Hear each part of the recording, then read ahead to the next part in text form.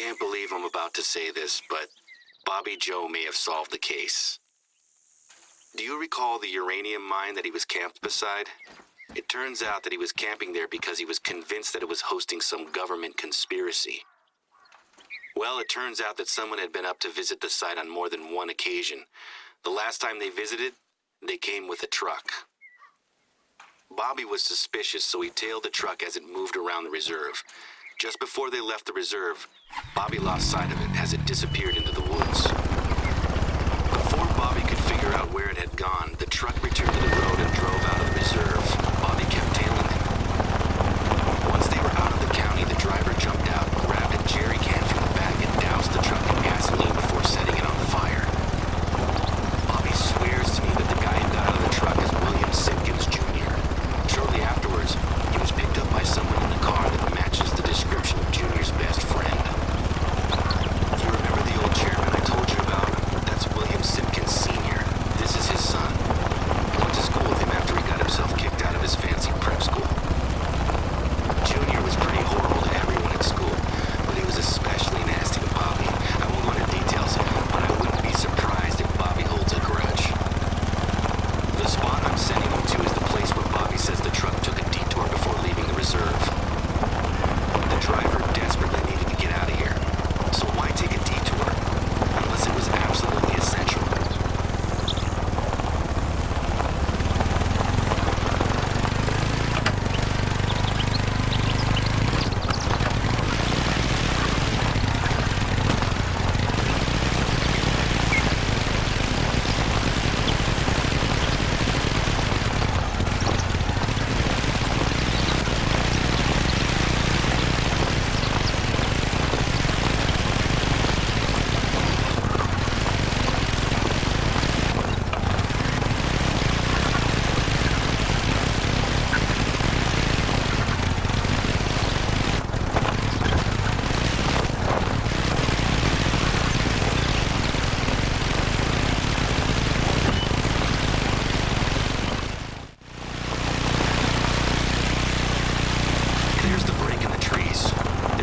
Some tracks for you to follow.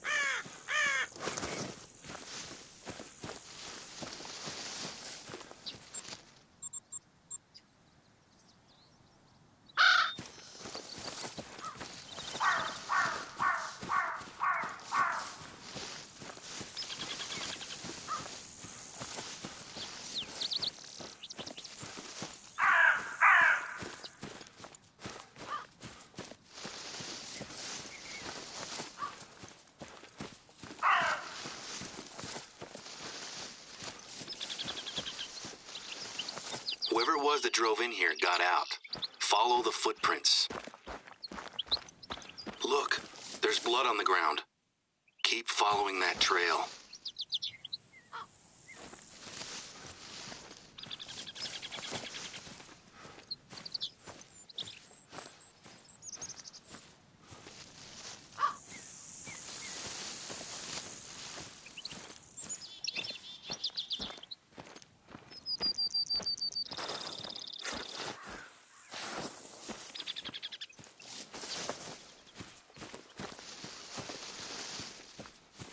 Look, there's blood on the ground. Keep following that trail.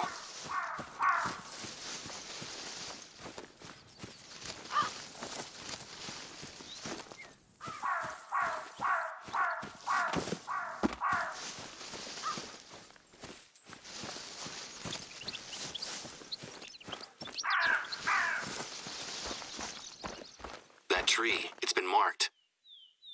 Is that a hand?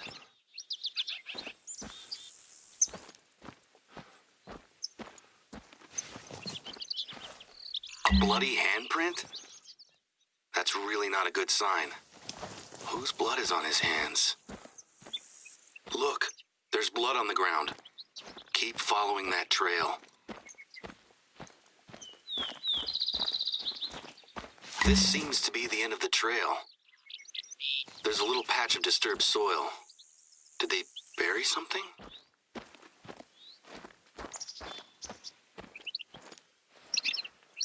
It's a rusty old saw blade. Oh, it's the saw blade that had been attached to the dig team's rock saw. But why detach it from the saw and bury it unless it was important? Take another look at the blade. It's not just rusty, is it? It's got blood on it. I'd bet it's the vandal's blood, too. Okay, don't touch the blade. Leave it there. The deputy's on their way.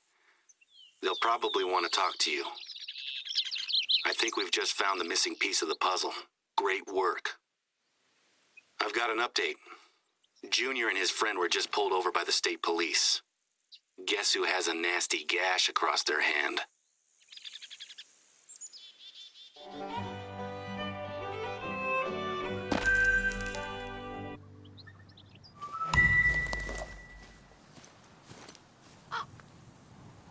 Good morning, my friend. I hope you've enjoyed the last few days of uninterrupted peace and tranquility. I've just said goodbye to the last of the deputies team. They've gathered up all the evidence they think they'll need. While you've been busy hunting and exploring, I've been in interviews or giving statements to the police, the board, and even the local press. I haven't stopped or slowed down for what feels like at least a week now. I doubt today will be very different. I wanted to catch up with you this morning as I wanted to express my gratitude for the work you've done and ask you for one last big favor.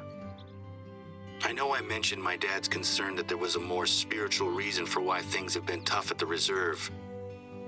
I can't say that I necessarily agree with him, but I'd like to do something to make him feel better. This job involves a journey to the top of Mount Silver Ridge. I don't trust anyone else to do this. Can you make it to the start of the trail? I think I ought to tell you why I'm sending you over there, right? So, since my dad got sick and I took over the warden position, we've sort of stopped doing a lot of the things that we used to do together. Sadly, this has resulted in us both missing the bear dance back in spring. I know it means a lot to my dad, and I feel bad that we weren't able to make it. It can get pretty tense when we discuss our culture back home. Dad and I see the world through different lenses. I am proud of my heritage and where I come from, but I don't want it to define me as a person. Dad sees that as me turning my back on my community. Since we both missed the bear dance, I plan to make it up to Dad by attending the Sundance in a week's time. You're probably wondering what this has to do with you walking up a mountain, right? Just before I was born, my grandfather climbed Mount Silver Ridge and stashed a pair of quartz rattles at the top. When I was a teenager, my dad showed me them and told me that they were only to be brought down the mountain in times of dire need. I think that if I bring those rattles with me to the Sundance, Dad will appreciate that I've accepted their significance and paid respect to our beliefs. So, after helping pull the reserve back together, I'm hoping you'll help me comfort my dad. I hope I'm not asking too much.